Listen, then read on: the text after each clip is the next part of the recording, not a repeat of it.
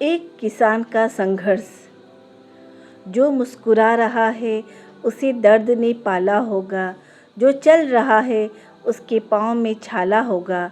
बिना संघर्ष के इंसान चमक नहीं सकता, जो जलेगा उसी दिए में उजाला होगा। संघर्ष क्यों बचे संघर्ष से, संघर्ष ही तो जीवन की आत्मा है। जितना कठिन संघर्ष होगा उतना ही शानदार जीत होगी हमारी। एक बार एक किसान ऊपर वाले से बहुत ही नाराज़ हो गया।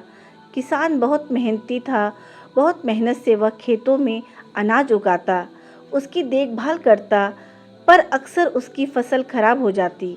कभी सूखा पड़ जाता, कभी बाढ़ आ जाती, कभी तेज धूप, आंधी, कोई न कोई कारण बन ही जाता कि उसकी फसल खराब हो जाती।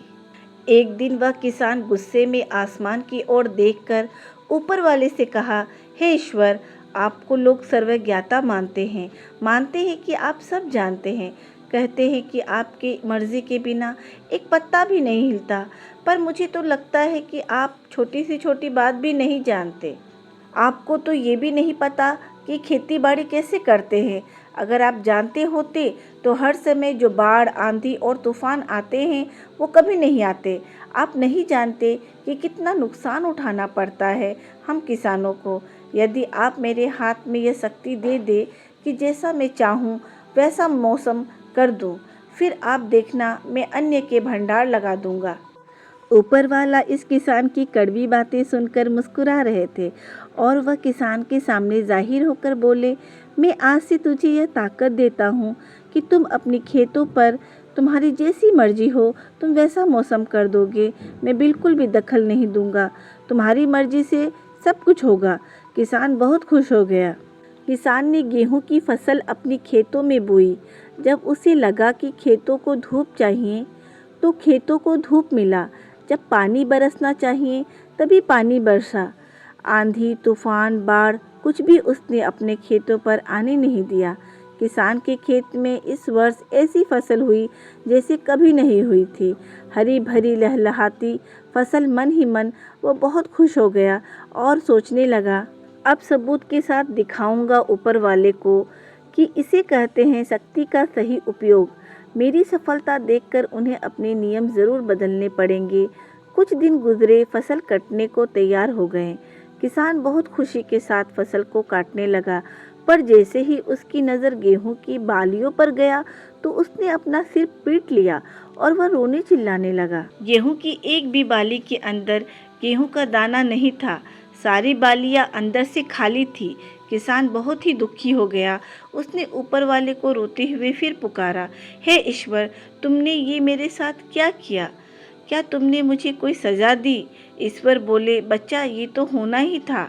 तुमने पौधों को संघर्ष करने का मौका ही कहाँ दिया। ना तो तुमने उन्हें आंधियों से जूझने दिया, ना तेज बारिश से सहने दिया और ना ही धूप में तपने दिया। एक भी चुनौती का सामना तुमने उन्हें नहीं करने दिया। इसीलिए सारे पौधे अंदर से खोखले रह गए। जब आंधी, तूफान, तेज बारिश और धूप पड़ती है तभी ये पौधा अपने वजूद को बचाने के लिए संघर्ष करते हैं और इसी संघर्ष से एक बल पैदा होता है जिसमें शक्ति होती है। तूने उन्हें कठिन परेशानियों से गुजरने ही नहीं दिया। सारे बालियाँ इसीलिए खाली हैं, इसमें एक भी गेहूं का दाना इसीलिए नहीं है क्योंकि तुमने अपने पौधों को संघर्ष कराया ही नहीं। जब तक हम संघर्ष नहीं करते तब तक उसका फल नहीं मिलता। जब वह आग में तपने, गलने और हथौड़ों से पीटने जैसे संघर्षों से गुजरता है तभी वह कामयाब होता है। कोयले का टुकड़ा हीरा तभी बनता है जब वह उच्च दाब और उच्च ताप की मुश्किल परिस्थितियों से गुजरता है। इसी तरह यदि हमारी ज़िंदगी में कोई संघर्ष ही ना हो, कोई चुनौती ही ना हो, तो हम भी गेहूं की बालियों की तरह खोखले रह जाएंगे। कोई अस्तित्व नहीं होगा हमारा। विपरीत परिस्थितियाँ, चुनौतियाँ, समस्याएं हमें और अधिक निखारती है। यदि जीवन में कठिन परिस्थितियाँ और चुनौतियाँ आए तो घबराना मत, बल्कि सामना करना, विश्वास करना कि आप और अधिक निखर जाओगे और अधिक मजबूत बन जाओगे। किसी ने कितना सही कहा है, जिंदगी जीना आसान नहीं होता, बिना संघर्ष के कोई महान नहीं होता। अगर आपको ये मोटिवेशनल कहानी पसंद आया हो तो इसे लाइक करें, शेयर करें और मेरे चैनल को सब्सक्राइब कर दें। अल्लाह हाफिज़।